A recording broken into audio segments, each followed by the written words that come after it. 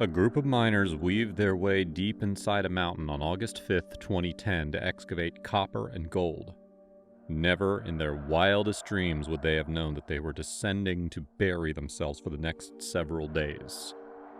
Imagine being amongst them, buried alive 700 meters below the Earth's surface in the deep, dark abyss of nothingness.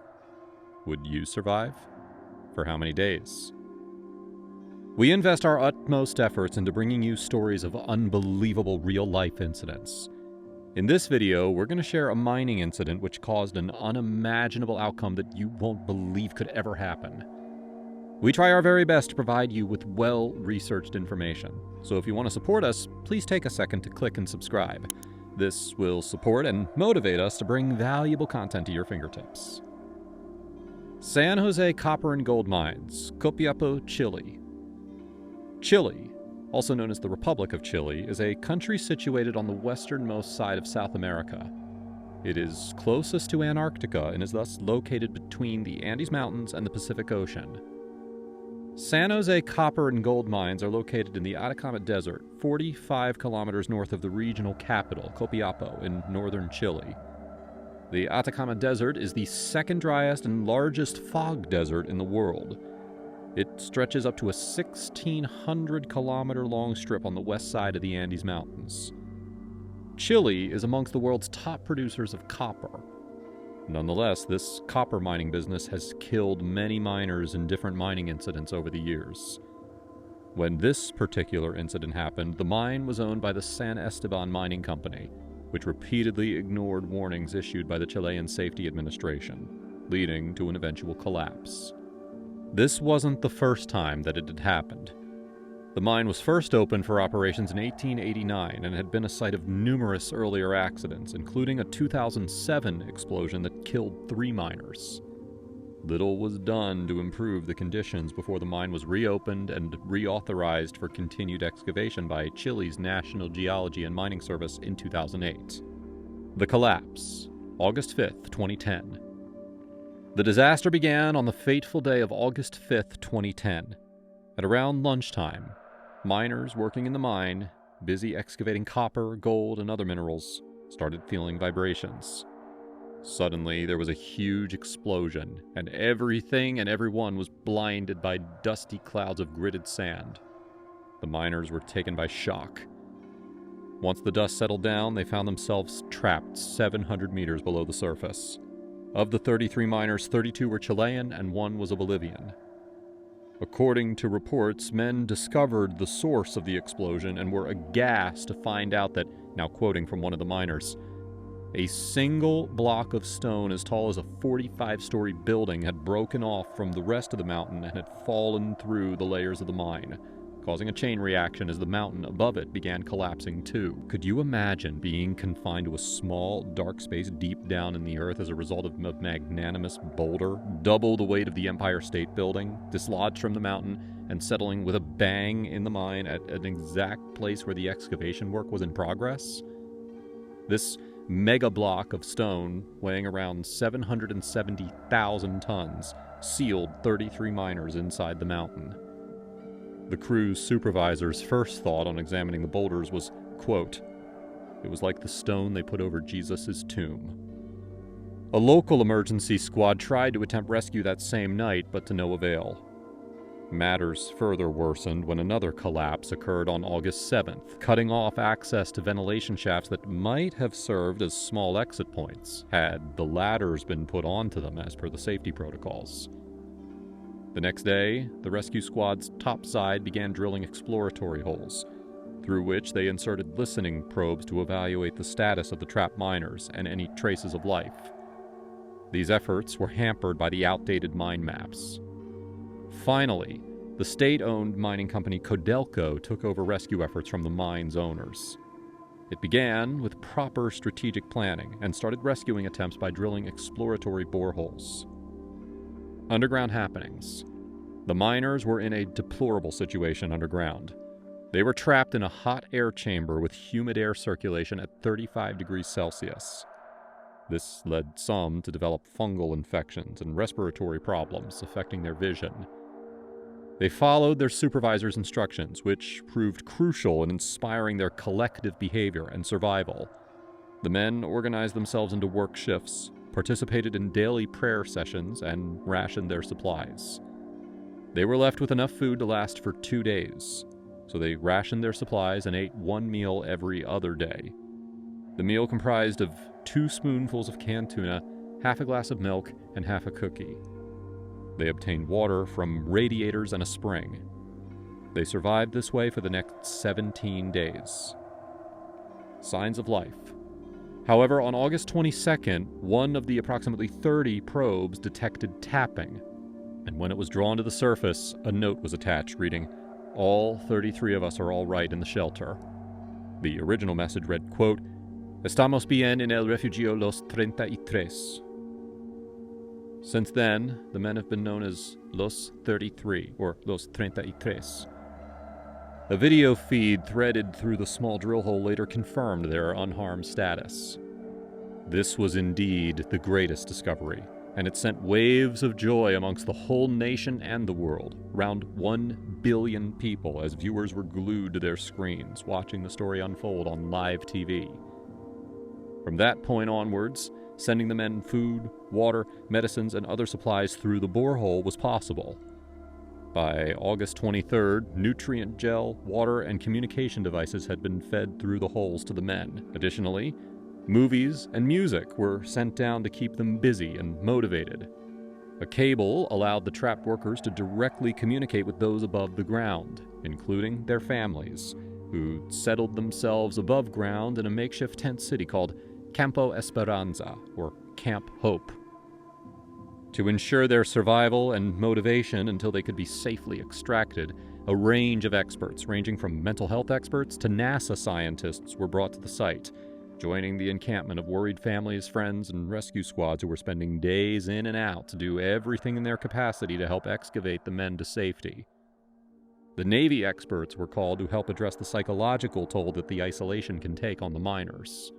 As the days progressed, solid food, alongside medicines and first aid supplies, were passed down to the men. They were also sent exercise routines and lighting devices.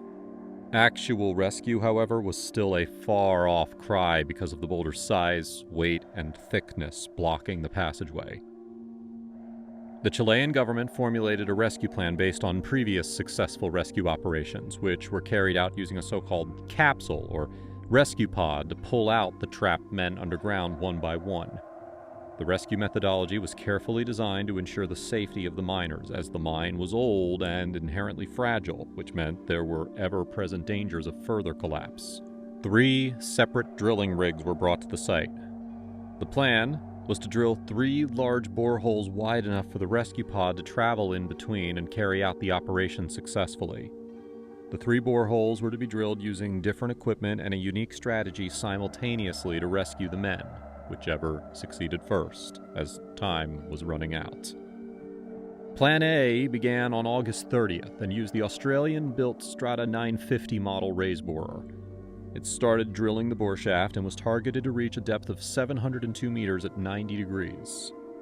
Plan B involved using the T-130 XD drilling rig of SRAM Inc., owned by a Chilean-American joint venture drilling company.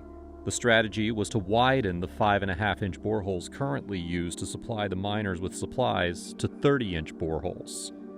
Plan B began on September 5th. For weeks to come, all the higher authorities and officials from the drilling companies and government would be on site, overseeing the progress and ensuring that everything was going according to plan. Plan C involved a Canadian-made drilling rig, Rig 421, operated by a Calgary-based company. It was the last drill to be added to the rescue process and went into operation on September 19th. This one faced setbacks due to its capacity to dig large holes, but the target area needed to be bigger, and it wandered away from its intended course. Underground team efforts. Meanwhile, underground, the trapped miners split into 3 teams, working an 8-hour shift to remove the debris caused by drilling and to reinforce the walls of the mine. They formed a routine which revolved around working, playing, and resting at 8-hour intervals. They were also involved in checking up on their mates. They also kept up a simple exercise routine, such as running up and down the tunnel to train their muscles and keep up their health. Drilling results. Plan B SRAM T130XD was the first to reach the miners by October 8th. The strata had reached 85% of its required depth by then, while Rig 421 reached just 62% of the targeted depth due to its inherent limitations. The rescue operation was a combined international effort involving technology, cooperation, and all sorts of resources of companies and individuals from around the globe, including Latin America, South Africa, Australia, the United States, and Canada. They all came together to help make this rescue operation successful. NASA experts helped to formulate a sophisticated health agenda. Though the international community's help was critical to the success, the Chilean team's efforts and dedication ultimately led to success. As one NASA specialist said during a visit early on in the rescue, quote, "The Chileans are basically writing the book." The building of the rescue pod. The 3 drilling rigs were progressing successfully, and the technicians were simultaneously building the rescue capsules to carry the miners to the surface.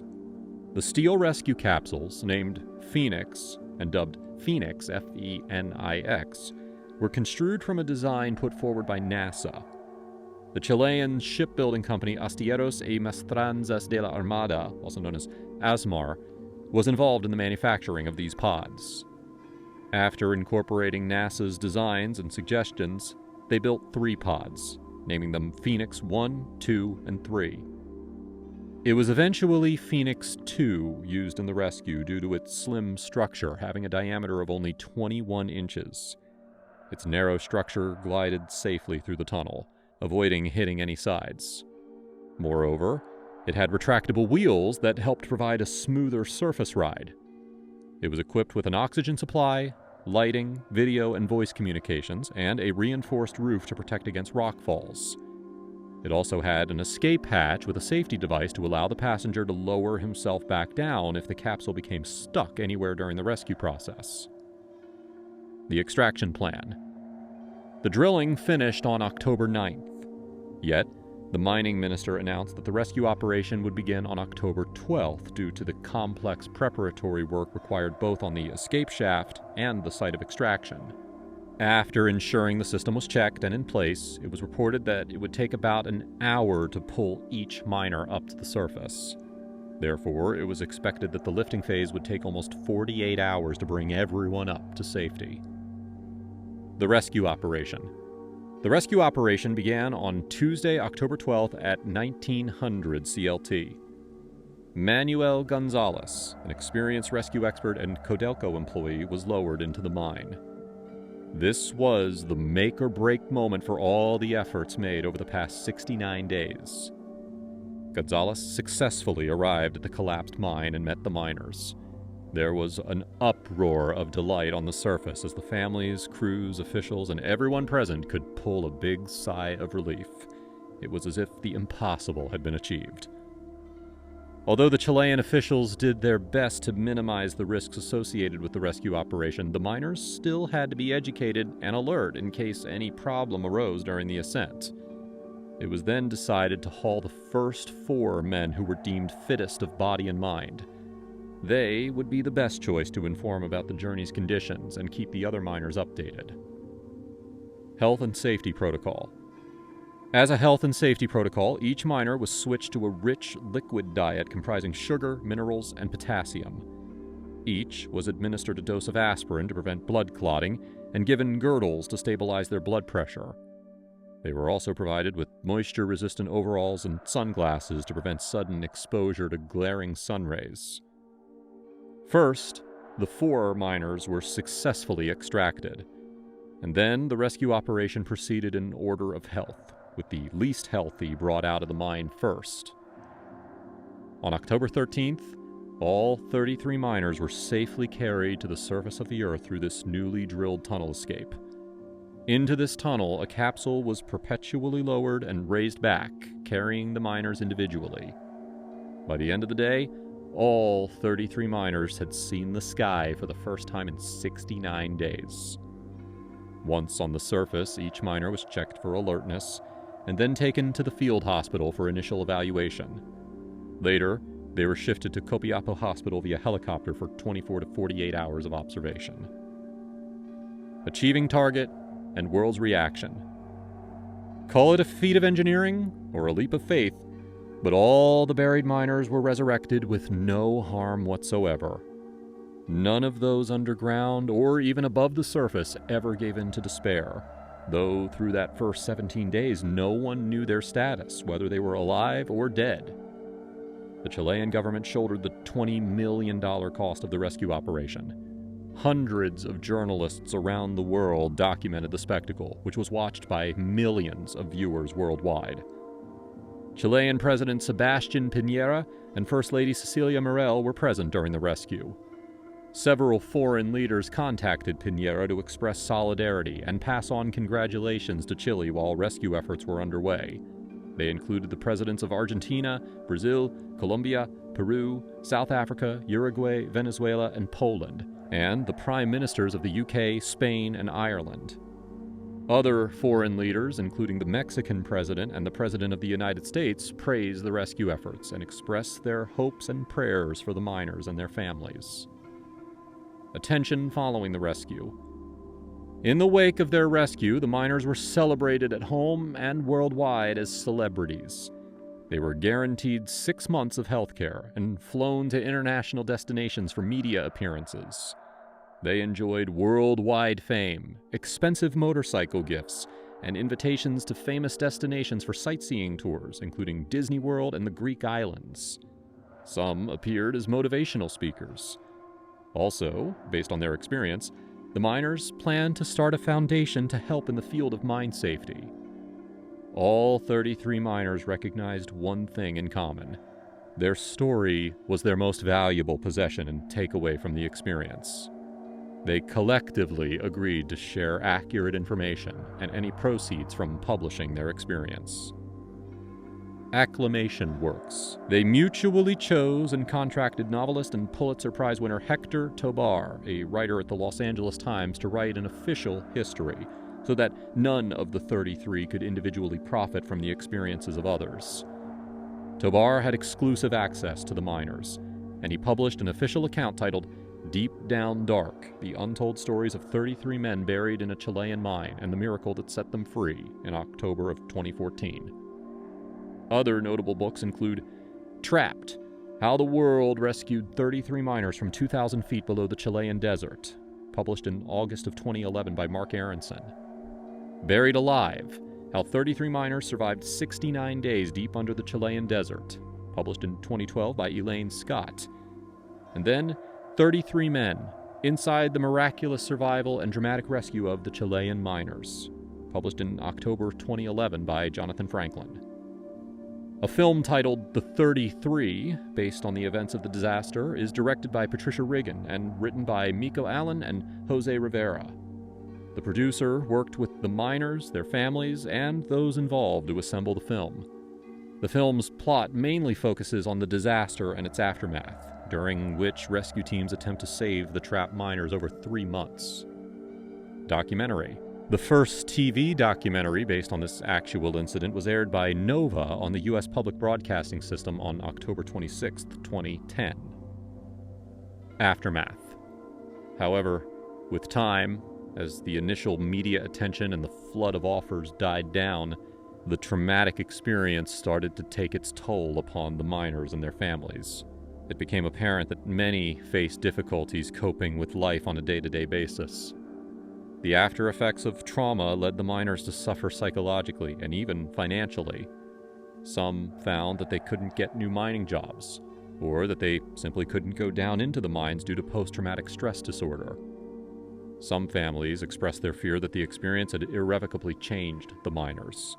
Some of them began abusing alcohol and drugs. According to an interview with Patricia Riggin in 2015, the miners have never been compensated monetarily for their ordeal, and many of them suffer financially, mentally, and psychologically.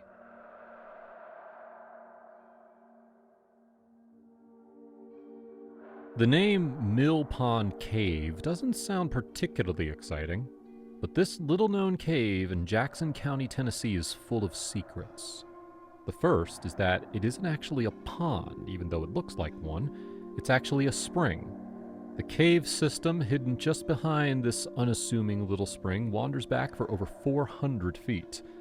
It's also quite narrow and windy, making it both technically challenging and pretty terrifying. But what makes this cave really stand out is the unbelievable saga that took place in here in 2019, involving an absolute nightmare scenario and a rescue worker who had just been involved in a world-famous caving incident in Thailand a year earlier. Before we get into our story, we should clear up something that might be a bit confusing. Jackson County, Tennessee is the location of Mill Pond Cave. But Jackson County, Tennessee is not the same county where numerous other caves, some of which we've covered, are located. That county is Jackson County, Alabama, about 150 miles south.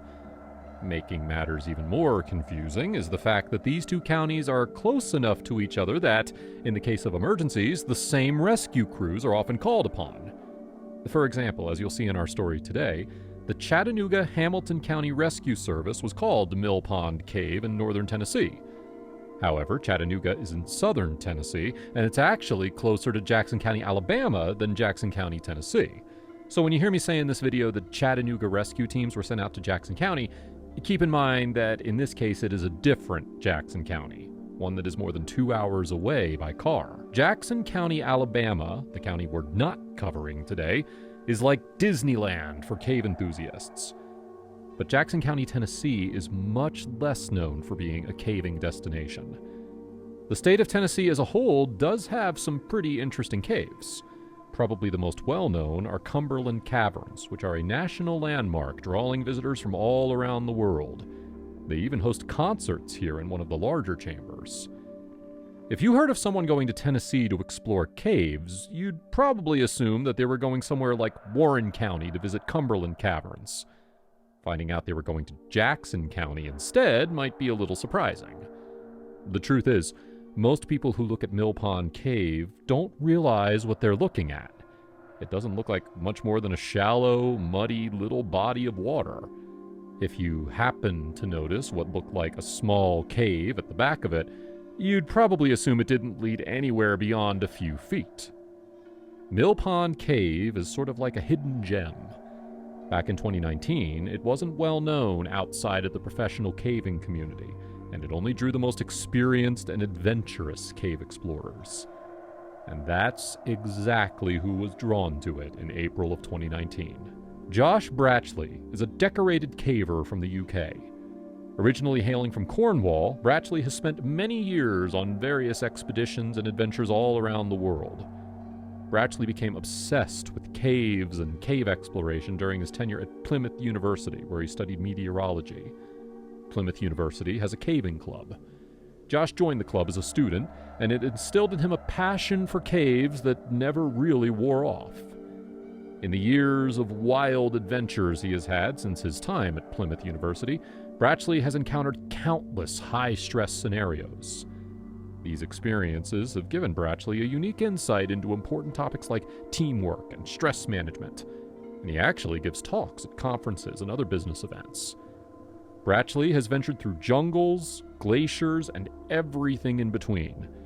But the experience that got him international acclaim was in 2018 in Thailand.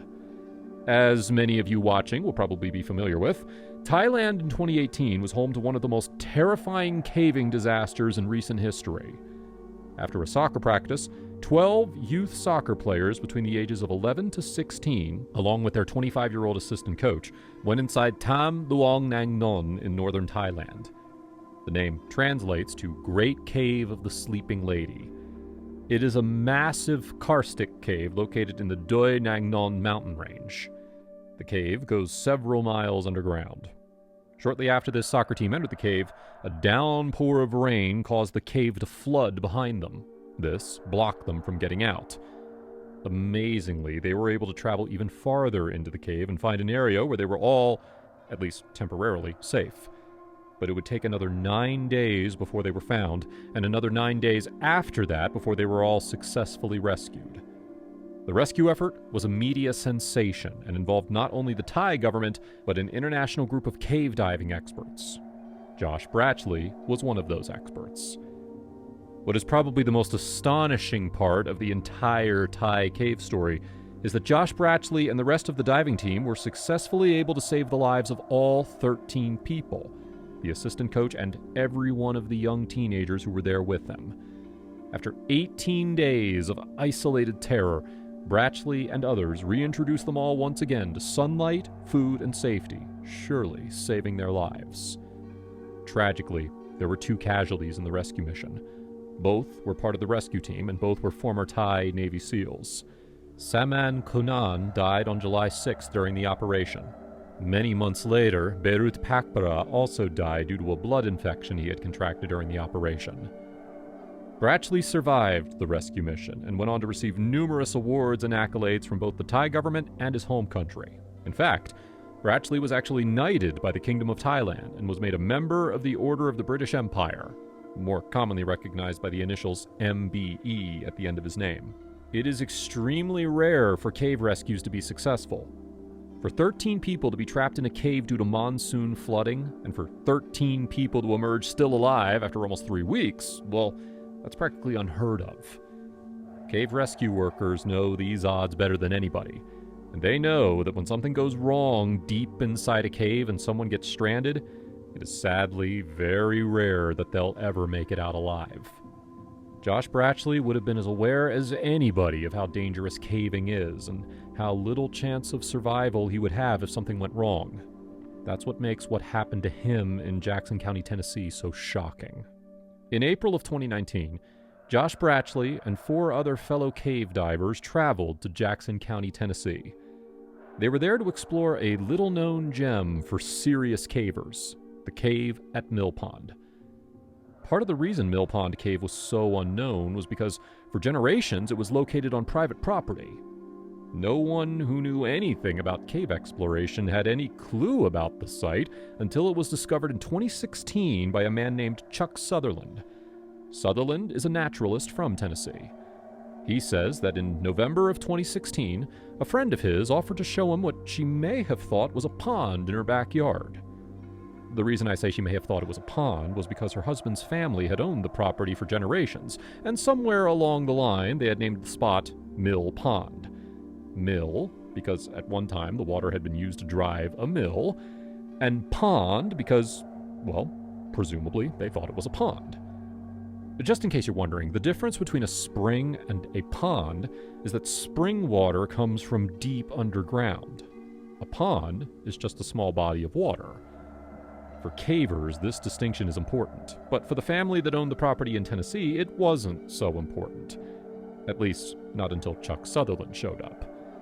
Sutherland took one look at the small cave opening at the back of the alleged pond, and he immediately recognized what he described as, quote, a cave entrance within the structure of the meteor impact at Flynn Creek, making this especially interesting, unquote. He's referring there to a huge impact crater that was created 360 million years ago and is also in Jackson County, Tennessee. Sutherland wasted no time. He persuaded his friend and her family to allow a diver to explore the cave. He also submitted Mill Pond to the Tennessee Cave Survey and brought someone from the organization out to the site, a man named Gerald Money. Money seemed to agree that the cave looked interesting and warranted further exploration, but he corrected Sutherland's submission. The Tennessee Cave Survey is, quote, not a pond survey, he said, so the officially registered name became Mill Pond Cave. An odd name, but once you know the backstory, it makes a little more sense. Within a week, a professional diver ventured inside of the cave. He reported that the dimensions of the inside were large, but that the water was particularly silty. That means sediment coating the underwater surfaces that can easily get knocked up and make it very hard to see for long periods of time. He expressed some concerns about venturing too far into the cave, despite making a few attempts. About a year later, another experienced diver named Jason Richards managed to make it much deeper into the cave and plot out much of its structure.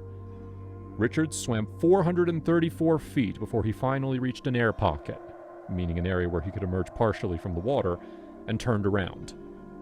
Everyone was surely surprised and impressed at how deep the cave turned out to be. Just a few years ago, those who knew about the area thought it was a pond. Now, they knew of a cave stretching hundreds of feet under the surface of rural Tennessee. What's more, based on this information, it seems like we still don't know how far back it actually goes. Jason Richards documented 434 feet of it, but it sounds like he turned around before reaching the end. Perhaps this is part of what drew Josh Brachley and his diving friends to Mill Pond Cave. On the afternoon of Tuesday, April 16, 2019, Brachley and 4 other divers entered Mill Pond Cave wearing diving gear. Although Brachley had been involved in very high-level professional operations throughout his caving career, this, by all appearances, was a recreational dive. The group would be relying very heavily on the use of guide ropes, since Mill Pond Cave is particularly narrow, particularly long, and particularly silty and difficult to see in. Brachley is literally a knighted cave diver, so what happened after they entered the cave shows that things can go wrong no matter who you are. At some point, deep in the bowels of Mill Pond Cave, far away from the surface, far away from the light of day, Brachley's guide rope broke. In no time, he found himself separated from his fellow divers. Knowing how serious the situation was, Brachley acted fast. He knew there was a limited amount of time before his air ran out and he drowned. He swam deeper into the cave until he reached an air pocket, very likely the same air pocket where Jason Richards turned around, and where the current map of Mill Pond Cave ends. This would have put Josh Brachley 434 feet inside the cave, with no food, no drinkable water, no way to contact the outside world, and very soon, no air tank to allow him to swim back the way he came. Brachley's friends returned to the surface to find that their worst fears had been confirmed. Brachley was not there, meaning he was still in the cave and missing. They reportedly spent several hours looking for him themselves before finally deciding to call 911. Rescue teams from far and wide came from multiple states. Remember I said that Chattanooga-Hamilton County Rescue Service was called and that they're located roughly 2 hours away from Mill Pond Cave? It took until 1 a.m. for rescue crews to even arrive at the scene. Things were already looking seriously grim before the rescue operation was even fully underway. Ed Sorensen is a diver from Marianna, Florida, who's famous for making numerous rescues, mainly in his home state of Florida. He was the one who swam down into Mill Pond Cave to try and find Josh Brachley. One rescuer saving another. Sorensen later told reporters that the water was cold and the cave was dark and narrow. He described the cave as having, quote, zero visibility, meaning that breaking or losing the guide rope was like a death sentence. He said, quote, you could be inches or 100 yards from the line. It doesn't matter because you can't see. Despite these challenging conditions, Sorensen was able to find the broken line and determine the spot where Brachley had gotten separated from his fellow divers. Sorensen was very meticulous and methodical in his approach. He says he searched, quote, every nook and cranny for a body. If Sorensen, a highly experienced rescue diver, was expecting to find Brachley's dead body, it would be understandable based on the probability. Of course, Sorensen would have been doing everything he possibly could to try and save Brachley's life, but in more than 20 years of rescue diving, Sorensen had only been able to save 5 people, and Sorensen is one of the best rescue divers in the world. Brachley had been missing for well over 24 hours. His guideline had broken, and his friends had not seen or heard from him since being deep inside the cave. The odds against survival here were incalculably high, but on Wednesday night, more than a full day after Brachley disappeared, something extremely rare and wonderful happened. Something that distinguishes this story even further from so many other stories you hear about caving. As Ed Sorensen made his way deeper into Mill Pond Cave, he eventually made it to the air pocket. The same air pocket that Jason Richards made it to when plotting the cave, and the same air pocket Josh Brachley swam to after losing his line in the water. To Sorensen's absolute shock, he found Josh Brachley covered in mud and still alive. Not only that, but Brachley appeared somehow to be in good spirits. He thanked Sorensen profusely for coming to his rescue. He explained that he had made several attempts to rescue himself, but had concerns about his depleting oxygen supply.